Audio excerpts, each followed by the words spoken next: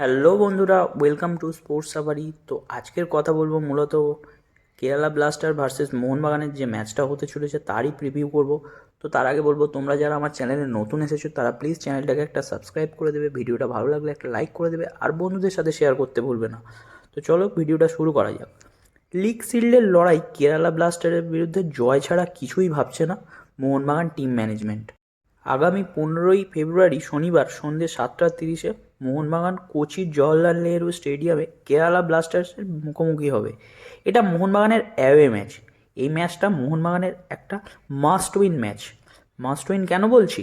League shield ঘরে তুলতে মোহনবাগানের দরকার আর মাত্র 6 পয়েন্ট, বাকি 4 ম্যাচ।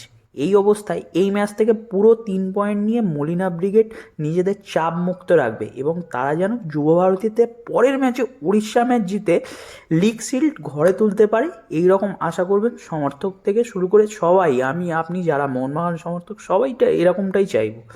তো এবার আসি ম্যাচ নিয়ে আলোচনায়। এই ম্যাচে মোহনবাগানের জন্য যথেষ্ট কঠিন হতে চলেছে। মূলত 3টি কারণ এখানে আমি দেখতে পাচ্ছি। তো এটা প্রথমত কেরালার অ্যাওয়ে, মানে কেরালার অ্যাওয়ে ম্যাচ মোহনবাগানের, আর কেরালার হোম ম্যাচ। তো সুতরাং ম্যাচটা যথেষ্ট চাপ হতে চলেছে। তো 2 নম্বর হচ্ছে কেরালা সুপার সিক্সের দৌড়ে ভালো মতন রয়েছে। তারাও চাইবে এই ম্যাচটা জিতে 3 পয়েন্ট পেয়ে লিগের আরও উপরের দিকে উঠে আসতে। 3, এই ম্যাচে মোহনবাগান সাহাল, আশিস রায় এবং অনিরুদ্ধ থাপাকে পাবে না চোটের কারণে, এবং স্টুয়ার্টকে পাবে না কার্ডের জন্য, যেহেতু 4টে ইয়েলো হয়েছে, সেই কারণের জন্য এই ম্যাচটা স্টুয়ার্ট থাকবে না।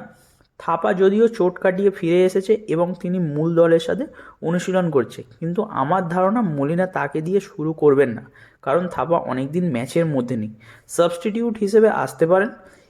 এত কিছুর পরেও মোহনবাগান টিম যা, তাতে করে যদি তারা পূর্ণ দক্ষতা অনুযায়ী খেলতে পারে তাহলে 3 পয়েন্ট পাওয়া যেতেই পারে। এই ম্যাচে কেরালা তাদের নির্ভরযোগ্য উইঙ্গার নোয়া সাদাউকে পাবে না চোটের জন্য। এটা কিন্তু মোহনবাগানের একটা ভালো দিক। মোহনবাগানের প্রথম একাদশ হতে পারে এরকম অনেকটা। বিশাল কায়ের তো মানে ফার্স্ট টাইম চয়েস সবসময় নাম্বার 1। আর 4জন ডিফেন্ডারের মধ্যে থাকবে Subhasish Bose, Alberto Rodriguez, Tom Aldred এবং দীপেন্দু বিশ্বাস। 2 মিডফিল্ডারে খেলবে দীপক টাংরি এবং আপুইয়া।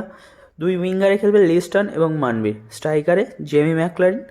সেকেন্ড স্ট্রাইকার বা প্লেমেকার খেলবে জেসন গামিন্স। সাবস্টিটিউট হিসেবে আসবেন আশিক, থাপা, দিমিত্রি পেত্রাতস এবং সুয়ের ভাট।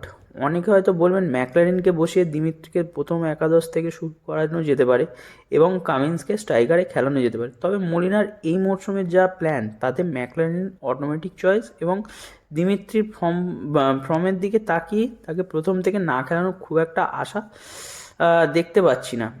আর উল্টো দিক দিয়ে কামিন্স এই মরশুমে অসাধারণ। তিনি নিজেকে নতুন উচ্চতায় নিয়ে গেছেন এবং প্লেমেকার কাম সেকেন্ড স্ট্রাইকার হিসেবে অনেক উন্নতি করেছেন। সাথে করে কামিন্সের গোল করার ক্ষমতা এবং বক্সের মধ্যে ক্ষিপ্রতা অনেক বেশি। এর সাথে আরও একটা কথা না বললেই নয়, দিমিত্রিকে ফর্মে ফেরানোর জন্য তাকে প্লেয়িং টাইমে দেওয়া যেতে পারে, তবে তার থেকেও যেটা বেশি দরকার সেটা 3 পয়েন্ট। তাই এই ম্যাচে এক্সপেরিমেন্ট করবে বলে আমার তো মনে হয় না মলিনা।